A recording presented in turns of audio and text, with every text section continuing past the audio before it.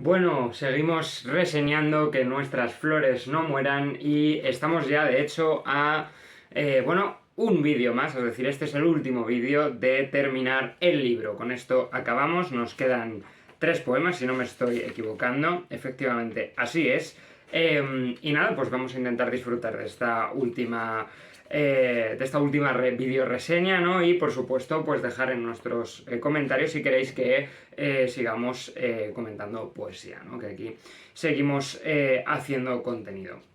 Vamos a ir ahora con Contrapoética contra las musas, de Cantares contra las musas, perdón, de Arantxa Serrantes, que bueno, como veis tengo algo subrayado, tal, he estado interesado por este poema, en general por los últimos de este vídeo de hoy, y además yo creo que es interesante también que sepáis que se cuenta con una versión en gallego, que yo no puedo leer porque no sé gallego, pero que es interesante y bueno, ya sin ni siquiera entrar todavía al contenido del poema, y ahora lo leeremos, pues creo que es importante, ¿no? Esa apología a esa pluralidad lingüística dentro de la nación española, sin entrar en el contexto de discusión nacionalismo, pluralidad de naciones, pero nacionalismo dentro de esa pluralidad de naciones. No creo que ese gesto esté directamente hablando de eso, pero sí desde luego está hablando de que la comunidad española, y se podría decir incluso la comunidad hispanohablante, tiene dentro suya, puesto que algunos de estos hispanohablantes tienen también otra lengua materna, cierta pluralidad lingüística en la que habitan y con la que piensan, ¿no? Y hacer este gesto, ¿no? De precisamente referenciarlo en el libro, ofreciendo una versión en gallego y una versión en español, por cierto la versión original es la gallega, creo que precisamente muestra estas multiplicidades del pensar, ¿no? Ya que se piensa de hecho en varios idiomas, no solo en uno. Bien, voy a leer. Empecemos. El bardo cantaba, poesía, fuente de encanto. En palabras de los bardos, tejida en versos de luz y sentimiento, un universo de almas unidas. En la sutil danza de las metáforas, teje historias, hechizos. En las noches de luna, corazones envejecidos, cubriendo el mundo con sus deslices. Que tu poder es un placer y un deber. Cuando el corazón nos pesa y agobia, tú te levantas, eterna compañera, y en versos rítmicos nos envuelves con magia y sabiduría verdadera. En la letra de tu melancolía descubro la esencia de la vida y del ser, concediendo a mis días poesía. Tengo en ti el secreto para vencer. Y aquí hace, digamos, como otra parte dentro de este poema, ¿no? Y es contra poética de la escritura. Contra las musas quiero cantar, que me hacen sufrir y perder la paz. Damas de canto son gente feroz, atrapándome con su engañosa faz. Embaucadores, sirenas desalmadas, de promesas débiles y risas viles. Vosotras que dais al poeta una razón, en realidad sois pura traición.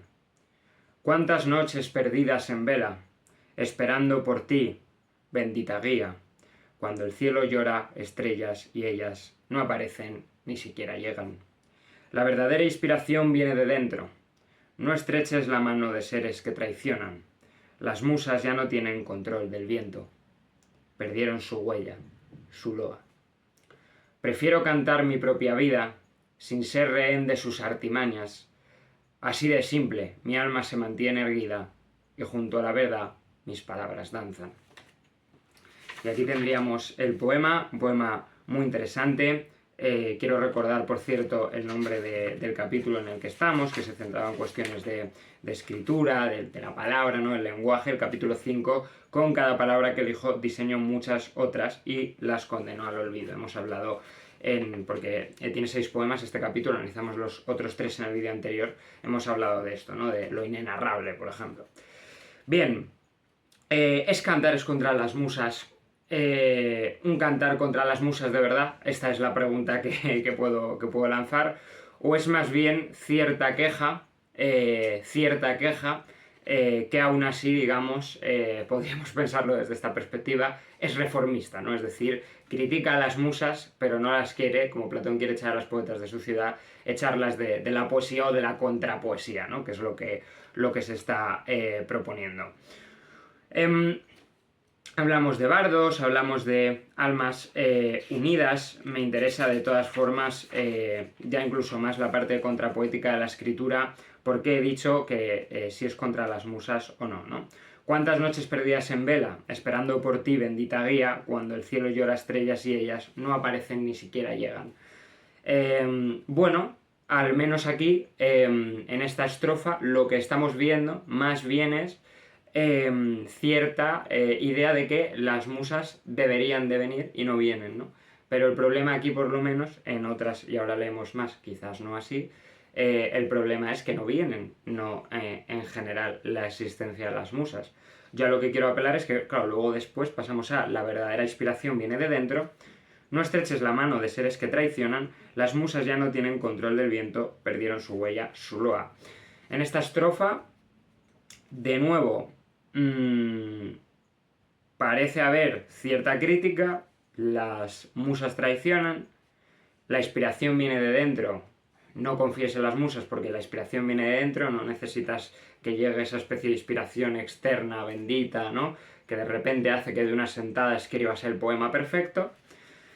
Pero las musas ya no tienen control del viento, perdieron su huella, su loa, apunta más bien a que, digamos, es una suerte de pérdida que no es culpa, de hecho, de las propias musas. Si queremos aterrizar esto a nuestro tiempo, podemos pensar, de nuevo aquí ya sabéis que si algo caracteriza toda la videoreseña que hemos hecho es que hemos hecho reapropiaciones interesadas, que es como yo defiendo que tiene sentido interpretar la poesía, aunque por supuesto también tiene muchísimo interés, digamos, una interpretación poética casi historiográfica, perdón, donde uno, digamos, intenta encontrar el sentido más explícito de las ideas, no solo en el poema, sino en el contexto del autor, ¿no? Pero aquí estamos, digamos, proponiendo otra forma de verlo. Entonces iba diciendo que aterrizado a nuestro tiempo, claro, este ya no tiene el control del viento. ¿Por qué no tiene el control del viento? Porque el tiempo digital es el tiempo de la pérdida de la inspiración, digamos, de tener nublado el pensamiento por el ruido. Se ha hablado mucho de ruido y ahora leeremos más sobre ruido en los poemas que quedan, y entonces eso no permite que las musas lleguen al pensamiento. Me interesa también cuando dice la verdadera inspiración viene de dentro. Claro, la musa efectivamente representa lo externo, e incluso cuando queremos a alguien la llamamos musa, ¿no? Muchas ocasiones, cuando esto en términos románticos se ha hecho mucho, pero no solo, ¿no? No solo, también a amigos, también a familiares. Queremos a alguien mucho y se dedica uno a escribir, muy fácilmente llega ese no sé quién es mi musa, ¿no? O incluso no sé quién es la musa de las musas. Entonces ya ni siquiera es la fuente de inspiración, sino la fuente de la inspiración de las fuentes de la inspiración, con lo cual, digamos, el potencial de esa persona para provocar escritura en las personas que lo rodean es, bueno, casi cercano a la divinidad. La musa tiene mucho que ver con esto, ¿no? Pero realmente se podría decir que toda esta forma de comprender la musa es en realidad de nuevo una relación con uno mismo. Una relación con uno mismo a partir de elementos externos, en muchos casos personas, aunque también objetos. La musa como objeto en muchos casos, y también, por cierto, toda la deriva patriarcal que se puede hacer de crítica a la musa. Sería interesante ver si podría haber, o sea, de crítica al patriarcado, no de crítica patriarcal, entonces se podría ver si hay algo de esto en este poema. Pero yo a lo que me refería es esto, ¿no? La musa también es una relación, en realidad, con uno mismo. Es esa inspiración autoinspirada, porque no todos compartimos las mismas musas, ¿no? Y a unos nos sirve de musa determinados objetos, personas, canciones, discursos, todo tipo de cuestiones, y a otros otros.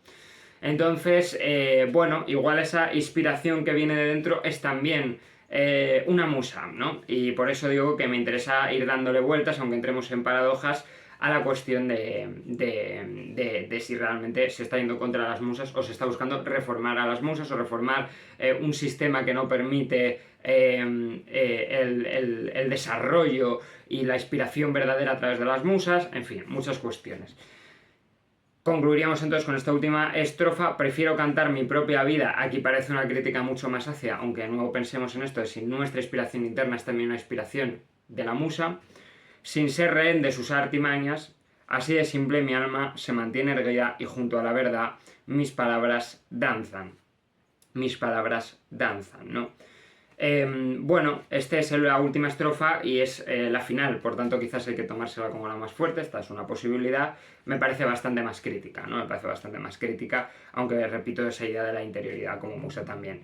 Pero claro, es que uno quiere librarse, ¿no? Sin ser rehén de sus artimañas. Entonces, como cuando uno critica, por ejemplo, en términos Foucaultianos el discurso, intenta generar esas estrategias de resistencia que, como uno bien sabe, no puede librarse por completo del discurso, ¿no? Sino que lo que puede generar ciertas estrategias de resistencia que lo dividan, que lo diferencien, que empiecen a conjugar otra forma de pensar, digamos, generar quiebres al discurso, pero nunca fuera del discurso, pues en el discurso habitamos, aunque no solo somos él, ¿no? Esa es una interpretación de la obra de Foucault, entre otras muchas. Y quizás pues con la musa ocurra algo parecido, incluso desde esta inspiración interna, incluso en el aforo más íntimo de nuestra alma. Dependemos de musas, pero nos queremos resistir a ellas. Esa será la última lectura que ofrezca. Espero que os resulte interesante. Dejadme en comentarios cómo lo veis vosotros. Seguimos con 15, de Matías Lizárraga Martínez, y dice así: le pedí perdón al poema por maltratarlo a mi antojo. Lo desdoblé y descuarticé hasta dar con la combinación exacta. Cuando se hubo acostumbrado, cambié las palabras de sitio. Puse pies por manos y dientes por ojos. Me disculpé en exceso. Él fue quien me obligó a pensar en verso, la novela a recordar en prosa, la música a componer con desconsuelo y la comedia a sufrir sonriendo. Y cuando narro, sufro, pues con cada palabra que elijo desdeño muchas otras y las condeno al olvido. Aquí tenemos 15, de Matías Lizárraga Martínez. Y bueno, fijaos que empezando, ¿no? Uno podría decir, bueno, aquí parece incluso que está a favor de las interpretaciones que está haciendo, ¿no? De la poesía como ese abuso interesado, y en parte se puede decir que sí, ¿no? Porque maltrata el poema a su antojo, lo desdobla y lo descuartiza, ¿no? Es decir, es más bien esa herramienta que uno utiliza para hacer cada uno lo que quiera en términos de formas de pensamiento, pero luego acaba esta primera estrofa con hasta dar la combinación exacta. Es decir, que sí que parece haber una clave interpretativa mucho más concebida como una forma de desvelar el texto, ¿no? Desvelar ese origen, ese sentido profundo último que tiene el texto, y no tanto lo que estamos haciendo aquí, que no tiene que ver con dar, ya digo, la interpretación más adecuada o más plausible posible de un poema, si es que esto tiene sentido, recordar que es otro debate, sino simplemente ese uso interesado, ¿no? Entonces, de repente, empezamos acercándonos y acabamos alejándonos, ¿no? Se podría decir. Cuando estuve acostumbrado, cambié las palabras de sitio, puse pies por manos y dientes por ojos. Cierta pérdida de la escritura, ¿no? En la escritura encontrarse perdido y perder la escritura también, ese doble juego. Me disculpé en exceso, él fue quien me obligó a pensar en verso, pero enseguida referencias a otras artes, ¿no? La novela recordar en prosa, la música componer con desconsuelo y la comedia sufrir sonriendo, ese interesante vínculo de tragedia, comedia, tragicomedia. Pero aquí lo que tenemos es, digamos, cierta apología al conjunto de las artes, ¿no? Y cómo además pues, puede cambiar las formas de pensar, y de nuevo como acababa esta estrofa, ¿no? Este poema con la última estrofa de cuando narro sufro, cada palabra que elijo desdeño muchas otras y las condeno al olvido. Volvemos a esa idea de cómo lo nombrable genera siempre una idea de lo innombrable, y lo innombrable queda por fuera, queda olvidado, queda relegado. Y quizás esa angustia, ¿no? Esa pretensión de querer recordarlo todo, y por desgracia es imposible, porque incluso por muy largo que escribamos un poema, no llegaremos nunca, ¿no? A decir todas las palabras ni a nombrar todas las cosas. Nos faltarán en muchos casos incluso palabras aún no inventadas para nombrar las cosas, y habrá cosas incluso que quizás siempre permanezcan innombradas, ¿no? Y ese problema, esa herida de la escritura, ¿no? No tenemos el Aleph de Borges, ese punto infinito, ¿no? A partir del cual podríamos quizás entenderlo todo, y por tanto estamos siempre condenando al olvido unas u otras. Y acabaríamos no solo este capítulo, sino el libro entero con, el poemario entero, ¿no? Con Todo el ruido, de Águeda Rodríguez, que recordar que es la editora, Así que es poético que acabe el texto con Águeda. Y dice: palabras que no llegan, no nacen, no surgen, que mueren antes de haber vivido, que no me permiten respirar, nada está tranquilo. Me tienen en vilo porque no me deshago del ruido. Arden sin piedad y me piden a gritos libertad, me suplican piedad. Yo les pido silencio. Palabras, palabras. Callad, callad. Solo necesito silencio. Todo es ruido, de Águeda Rodríguez. Muy interesante también este gesto de que cuando se pide silencio se acaba el poemario. Decide dejarnos de hablar el libro justo cuando se decide pedir silencio. Una suerte de lo que no se puede hablar, lo mejor es callar. Pero no solo a Wittgenstein lo que podemos traer a la memoria, sino también Heidegger, ¿no? Y ya ese final, ¿no? Tachando el ser, recurriendo a la poesía, pero como, digamos, sintiendo que siempre hay algo que se escapa del lenguaje, ¿no? Y esa es la obsesión. Y de esto nos habla, ¿no? Cuando dice Águeda que hay palabras que no llegan, palabras que no nacen y que no surgen y que mueren antes de haber vivido.